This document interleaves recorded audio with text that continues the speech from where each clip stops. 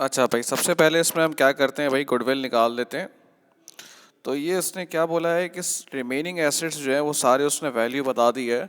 तो ये आपके इन सबको प्लस करेंगे और लाइबिलिटी को जो है वो माइनस कर देंगे। इसमें से आप 39,000 सब में से माइनस कर देंगे, क्योंकि they took over all the assets and liability with the exception of, बस जो उसने बोल दिया वो नहीं एक्वायर किया है, बाकी सब एक्वायर किया, उसमें लाइबिलिटी भी आ गई है।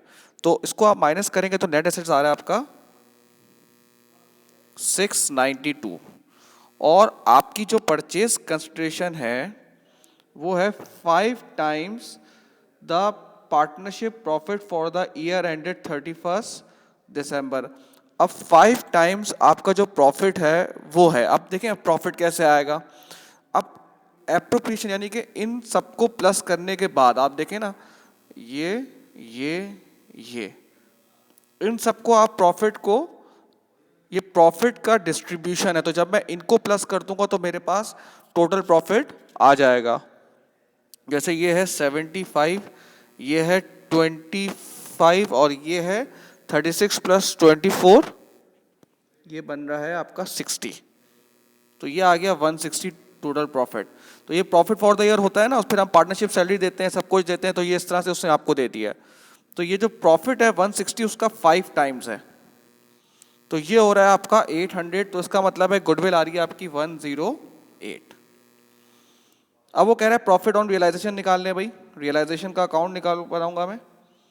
तो लैंड एंड बिल्डिंग कितनी है भाई, 320, फिर 135, ये सारे एसेट देख रहा हूँ जो ऊपर लिखे हुए, 110, 38, 54, कैश नहीं होता भाई, सही है।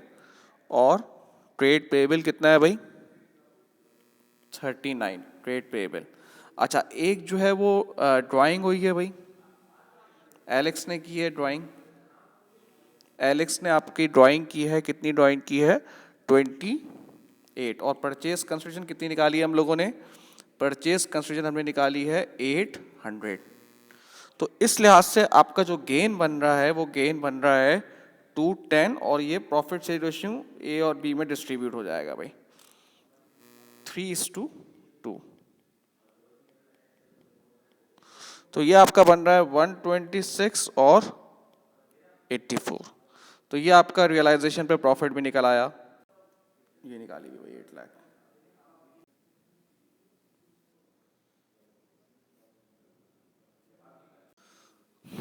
अब देखते हैं बेटा परचेस कंसिडरेशन जो सेटल हो रही है वो कैसे हो रही है। हम लोगों ने अभी परचेस कंसिडरेशन निकाली थी 8 लाख।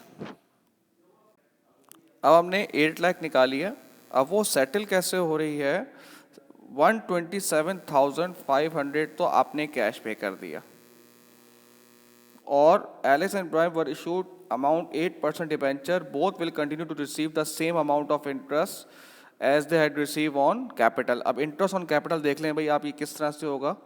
देखो भाई, एक्स को आप मल्टीप्लाई करेंगे 8% से, तो कितना आ रहा है, एलेक्स का इंटरेस्ट ऑन कैपिटल आ रहा है 15,000। तो वो एक्स अमाउंट कितनी होगी जब आप 15,000 को डिवाइड कर देंगे 0.08 यानी कि 8% से, तो अमाउंट आएगी 187,500।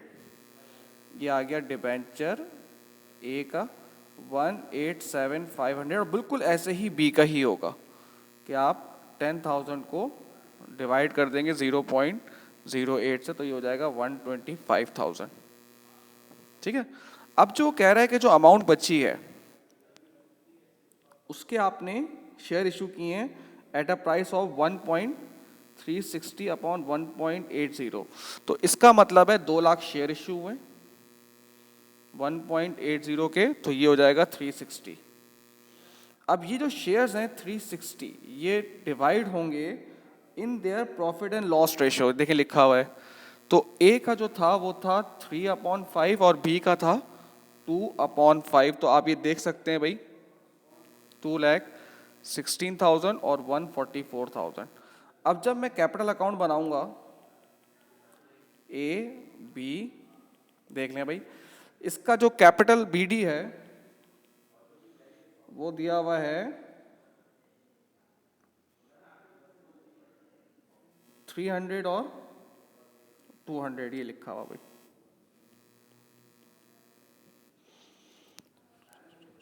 और जो करंट अकाउंट है उसका देख सकते हैं, ये लिखा हुआ भाई 76,000 और अच्छा अभी इन्होंने रियलाइजेशन जो किया है उस पर उनको गेन हुआ है 126,000 और 84,000। अच्छा ए ने ड्राइंग की थी, ये लिखी हुई भाई 28,000। फिर अभी अभी हमने शेयर्स निकाले हैं ये दोनों 216,000 और 144,000। फिर डिबेंचर भी है देखें भाई 187,500 और 12,500। तो ये बाकी आपका बैंक आ जाएगा। बैंक की अमाउंट आ रही है 70,500 और 76,000।